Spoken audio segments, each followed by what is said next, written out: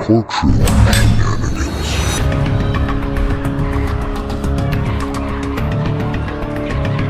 Welcome to another episode of Courtroom Shenanigans. Today we feature the top 5 list of convicts who attacked their attorney in the courtroom. So with no time to waste, let's get into this. At number 5 on the list, we have Taylor Shaw Business.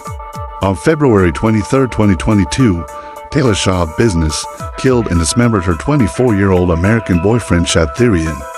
Therian's decapitated head was discovered by his mother in a bucket in the basement of their family home in Green Bay, Wisconsin.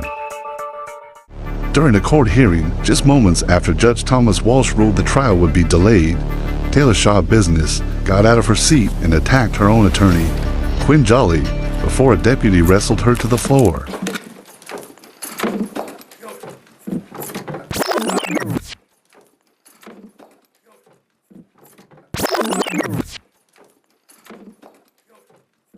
A week later, after the attack, the judge granted Quinn Jolly's request to withdraw from the case.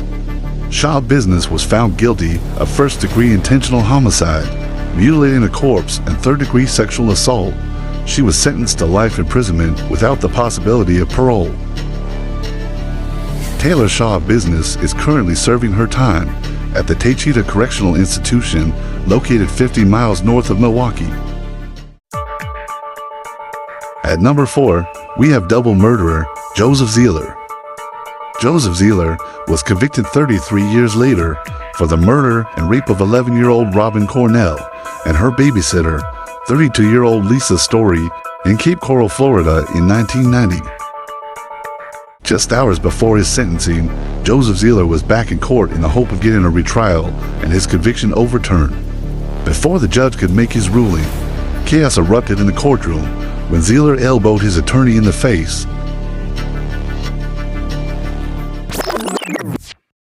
What's that?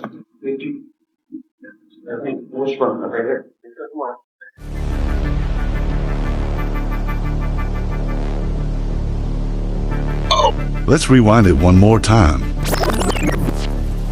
What's that?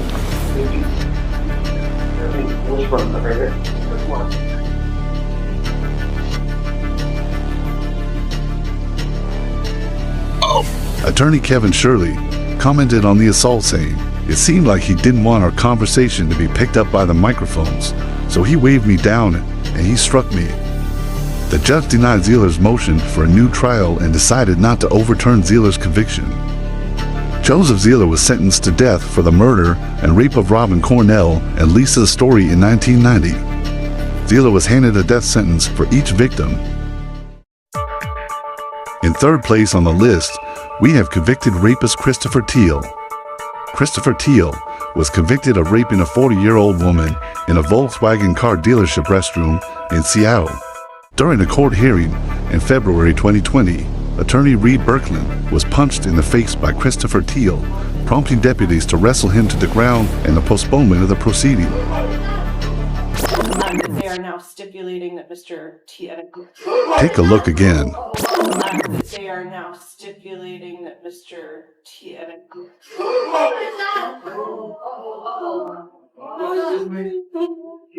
Get out! Face down! Face down! Put your hands on your back! Put your hands behind your back now! Put your hand behind your back!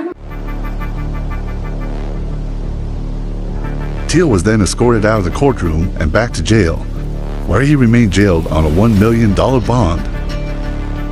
A notice of withdrawal of attorney was filed with the King County Superior Court Clerk's office the day after Reed Birkeland was assaulted by Teal during the hearing. The defense attorney told the judge that he was not hurt during the attack. Birkeland also said he held no ill will against Mr. Teal. In 2021, 3 years after the rape and sexual assault, Christopher Teal received an indeterminate sentence of 8.5 years to life in prison after pleading guilty to first-degree rape and unlawful imprisonment. In second place on the list, we have Lamont Payne. Lamont Payne, a convict with a long history of arrests for violence. suddenly punched his attorney Vladimir Gadgich in the face for repeatedly ignoring his questions during the first day of jury selection in a Phoenix courtroom. Gadgich was hired by the public defender's office and represented Lamont Payne on assault charges stemming from an alleged beatdown Payne delivered to a corrections officer while already in jail. Take a listen to Gadgich. Swearing, he's rolling his eyes, making a scene, just causing a commotion, just being a troublemaker. Presumed by law to be innocent. Because my lawyer ain't gonna speak up. It's plain and simple. Sir? You asked him a question just a minute ago about... Sir? I've been giving him questions. He won't speak up.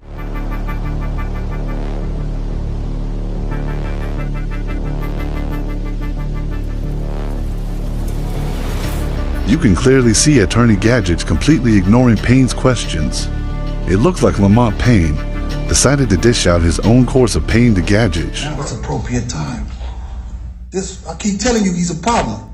Deputy, please remove. That's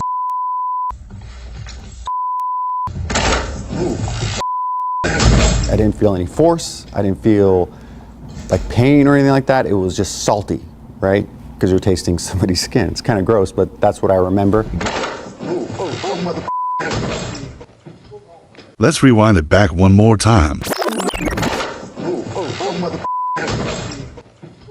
I remember checking my teeth and then realizing they're all there. After the assault, Gadgich said it was more painful when the public defender's office suspended him from his contract a couple of months later. They never told me why. It's because they're cowards, Gadgich was quoted as saying. A spokesperson with Maricopa County said in a statement that Mr. Gadgich's contract was placed on temporary hold after multiple complaints about his lack of communication with clients. Gadgich, left with a bloody nose and swollen face, filed assault charges against Lamont Payne. The outcome of the case is unknown. Lamont Payne is currently serving a sentence for unrelated crimes at the Arizona State Prison Complex Rankin Unit in Tucson, Arizona. His release date is May 30th, 2025. And in first place on the list, we have arsonist David Chiselton.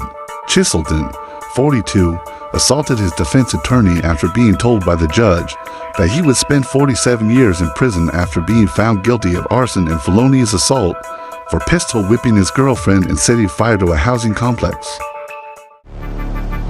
Attorney Aaron Brockler, who left the courtroom on a stretcher, was quoted as saying everything went black. Brockler was taken to a nearby hospital to be treated for a concussion. Take a look as Chiselton pounces on his victim.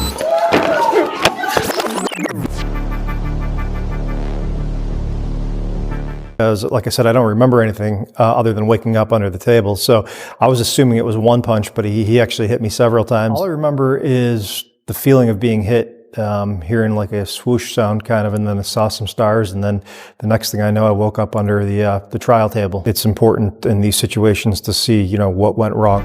David Chiselton was acquitted of felonious assault on his former attorney, Aaron Brockler. During his trial, Chiselton's new defense attorney, Jim Jenkins, managed to convince the jury that Brockler's injuries did not rise to the level of serious physical harm that would justify a felonious assault conviction. Chiselton is currently serving his 47-year sentence for arson and felonious assault at the Southern Ohio Correctional Facility in Lucasville. And that's all we got for this episode. Please leave a like, subscribe, and stay in tune for more videos. Peace out.